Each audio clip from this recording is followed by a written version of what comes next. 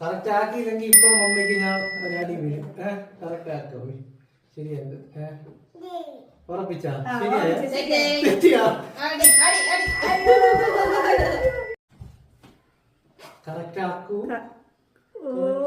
Very correct, very correct. ഇപ്പൊ ശരിയാവേ. ഉറപ്പിച്ചാ ശരിയായോ?